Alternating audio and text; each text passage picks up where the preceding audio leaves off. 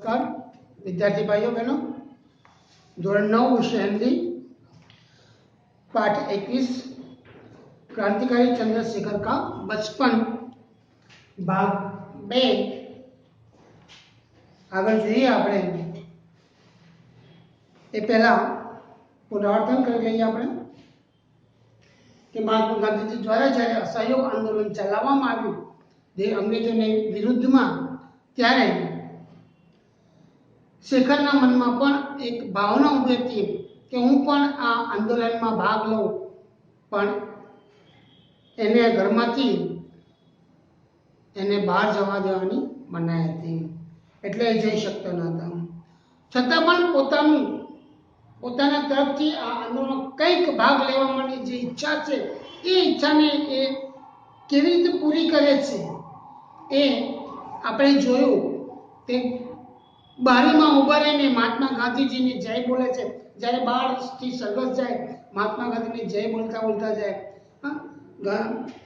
त्यारे ए पण महात्मा गांधी ने जयकार करे छे के जे गांधीजी का बोलबाला दुश्मन का मुंह काला आम ए पण सामे बोले छे।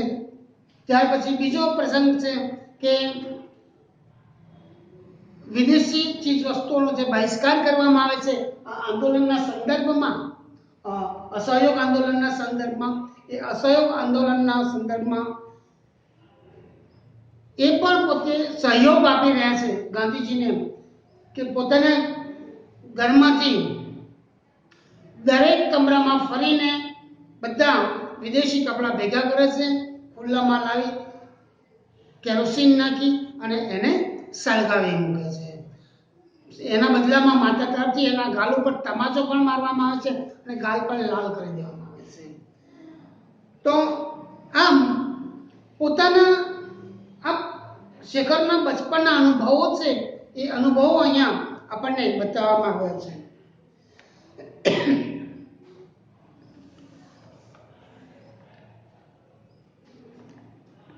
એના ઘરમાં અંગ્રેજીમાં વાતચીત કરવામાં આવતી હતી પરંતુ એ અંગ્રેજીનો વિરોધી હતો।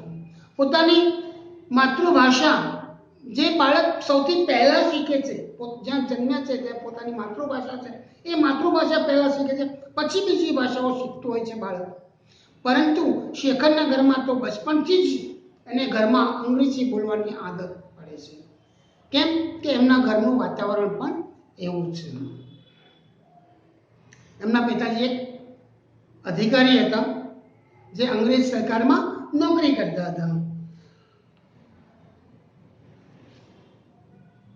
तो एक प्रयत्न करी अने पोते जे बातचीत करते एमांथी अंग्रेजी भाषाना शब्दों ओछा बोलवामां आवे कि बने त्यां सुधी बोलवा ना पड़े प्रयत्न करीने ए शब्दों दूर करता था अने हिंदी तूटी फूटी हिंदी भाषा सीखी रहा था। अपनी आदतों में से विदेशी अभ्यासों को दूर करें। विदेशी जो अभ्यास किया शब्दों का उन अब शब्दों को दूर करने की चेष्टा कर रहे थे और अपने हिंदी ज्ञान को प्रमाणित करने के लिए और गांधी के प्रति अपनी श्रद्धा जिसे व्यक्त करने का और कोई साधन उसे प्राप्त नहीं था प्रकट करने के लिए उसने एक राष्ट्रीय नाटक लिखना आरंभ किया। अपनी जो हिंदी भाषा है वो हिंदी ज्ञान को प्रमाणित करना कि मैं भी हिंदी जानता हूँ, हिंदी बोलता हूँ। महात्मा गांधी जी के प्रति अपनी पूरी श्रद्धा है। इस विचारों को व्यक्त करने का उसके पास साधन नहीं था, इसलिए उसने उसे प्रकट करने के क्या किया, एक नाटक लिखने का आरंभ किया। जीवन में देखे हुए एकमात्र खेल की स्मृति अभी ताजी थी। जीवन में एक खेल जो तो अने एनी याद एमना मगजमां ताजी थी, इसलिए उसे लिखने में कोई कठिनाई नहीं हुई। प्रस्ताव तो जोतों की हथियाली એટલે છીનવી લીધી। બીજાની પ્રસ્તાવના હોય અને એ જોઈને આપણે આપણી પ્રસ્તાવના બનાવી દઈએ એ પ્રમાણે પ્રસ્તાવના હથિયાલી केवल कहीं कहीं कुछ मामूली परिवर्तन करना, थोड़ा बहुत मामूली परिवर्तन कर दिया जाता है। उसके बाद नाटक का आरंभ हुआ।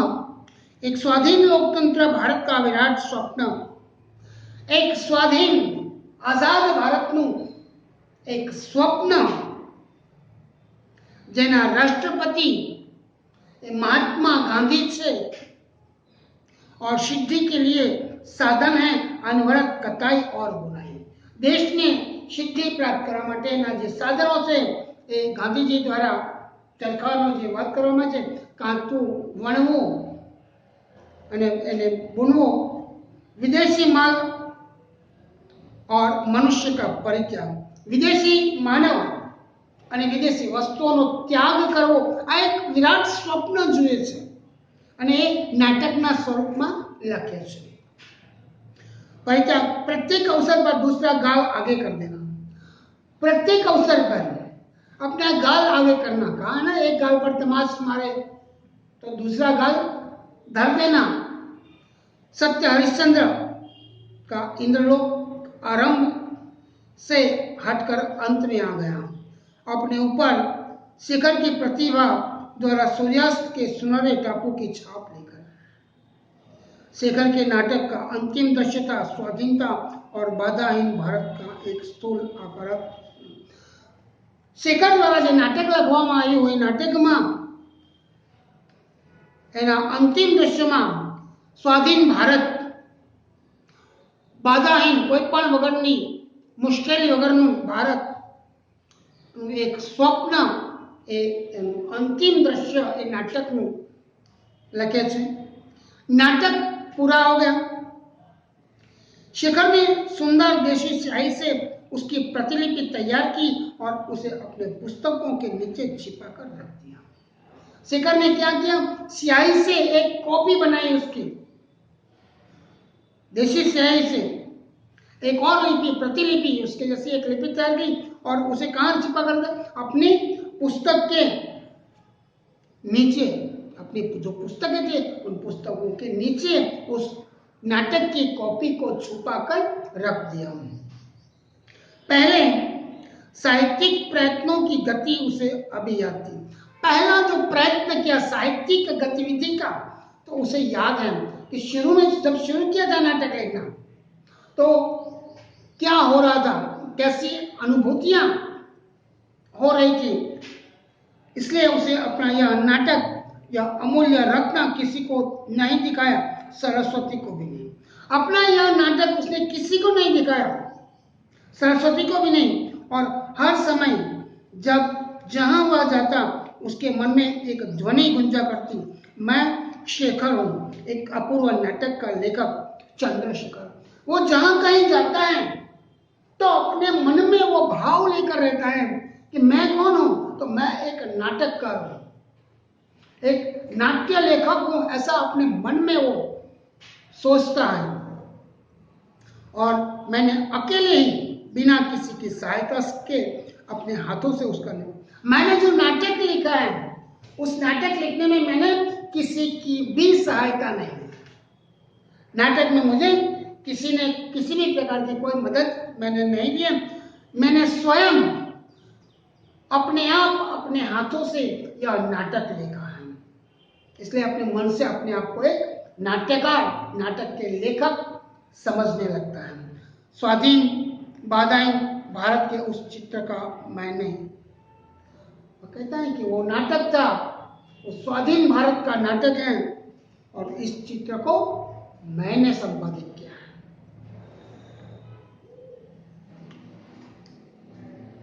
इस प्रकार से शेखर अपना जो देश प्रेम है, स्वतंत्रता के लिए इसके दिल की जो भावनाएं हैं, उन भावनाओं को वो अपनी पुस्तक में प्रकट कर देता है। शेखर के पिता एक दिन दौरे पे जा रहे थे। दौरा यानी कि निरीक्षण, सरकारी अधिकारी थे, अंग्रेजों के वहां अधिकारी के रूप में थे, तो एक दिन का दौरा करने के लिए वो जाते हैं। एक दिन के दौरे पर जा रहे थे और शेखर साथ था।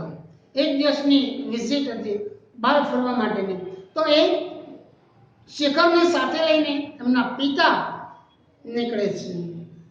बांकीपुर स्टेशन पर सामान रखकर पिता और पुत्र वेटिंग रूम के बाहर टहल रहे थे। शेखर कुछ आगे, पिता कुछ पीछे। બાકીપુર રેલવે સ્ટેશનથી ત્યાં આગળ તે પોતાનો સામાન રાખી અને પિતા અને પુત્ર વેઇટિંગ રૂમમાં વેઇટિંગ રૂમની બહાર ફરે છે. શેખર આગળ ચાલે છે અને પિતા એની પાછળ ચાલે છે. रेलवे स्टेशन पर बात है. पास से एक लड़का आया. पिता पुत्र वैसे टहल रहे हैं, तभी एक लड़का आता है और शेखर की ओर उन्मुख होकर अंग्रेजी में बोला, तुम्हारा नाम क्या है? What is your name? वो एक लड़का आता है, वो शेखर से अंग्रेजी में पूछता है कि what is your name? Shekhar ने सिर से पैर तक उसे देखा. शेखर ने देखा सिर से पैर तक, ઉપરથી નીચે સુધી એને એનું નિરીક્ષણ કરી લ્યો, જોઈ લીધો. લડકા એક અચ્છા સા સૂટ પહેને था. એક સરસ મજાનું એણે સૂટ પહેરેલું હતું. सिर पर अंग्रेजी टोपी અને માથા પર अंग्रेजी टोपी हैट હતી और उनके स्वर में अहंकार था.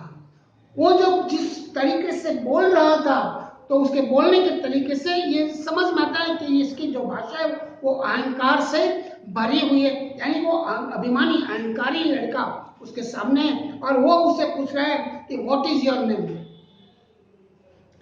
शायद वो अपनी अंग्रेजी का ज्ञान परिचय देना चाहता था. शेखर को लगता है कि ये लड़का उसके सामने अपने ये दिखाना चाहता है कि देखो मुझे अंग्रेजी में बातचीत करना आता है, तो ये अपना अंग्रेजी का रौब दिखाना चाहता है. शेखर को प्रश्न बुरा और अपमानजनक लगा. शेखर को जो प्रश्न किया व्हाट इज योर नेम, तो उसे बुरा लगा कि जिसे पहचानता नहीं क्यों वो पूछेगा ऐसा. उसने उत्तर नहीं दिया. कुछ इसलिए भी नहीं दिया कि पीछे पिता थे और पिता की उपस्थिति में बात करते हुए झिझकता था. उसने इस बात का उत्तर नहीं दिया. क्यों नहीं दिया? कि वो अपने पिता के सामने इस प्रकार किसी को इस प्रकार का उत्तर देना उसे अच्छा नहीं लगा, क्योंकि वो वैसे अंग्रेजी से नफरत करता है और वो लड़का उसे अंग्रेजी में सवाल पूछता है. उस लड़के ने समझा उसका सामना करने वाला कोई नहीं है. यह लड़का शायद अंग्रेजी जानता ही नहीं. जो वह लड़का था वो लड़का यही सोचता है कि सामने वाला जो खड़ा है लड़का, तो शेखर को देखकर वो सोचता है कि उसको शायद हिंदी नहीं अंग्रेजी आती नहीं होगी, तो उसका अंग्रेजी में उसके सामने बातचीत करने वाला कोई है नहीं. शायद उस लड़के को अंग्रेजी में बात करना भी नहीं आता है या अंग्रेजी जानता भी नहीं है. उसने तनिक और रॉब में कहा, થોડુંક વધારે પાવર થી, રॉब એટલે પાવર, થોડુંક પાવર થી જોશથી પૂછે છે, my name is, do you go to school? એ કહે છે કે મારું નામ આ છે, શું તું સ્કૂલે જાય છે? અંગ્રેજીમાં પૂછે પેલો છોકરો. કોને? शेखर ने. मेरा नाम है, तुम स्कूल में पढ़ते हो? शेखर के पिता वहां न होते तो वह प्रश्न का उत्तर चाहे न देता, पर हिंदी में कुछ उत्तर अवश्य देता.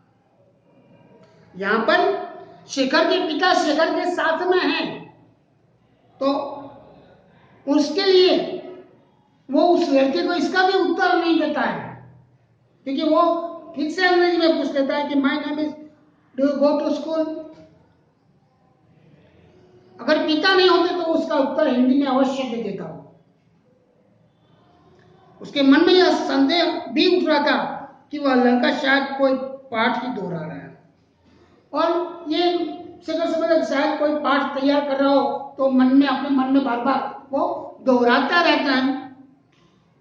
अंग्रेजी उतनी जानता नहीं, पर उसने घुमा से उस लड़के की ओर देखा. उसका कोई उत्तर नहीं दिया. उस लड़के ने घृणा से, नफरत से उसके सामने देखा.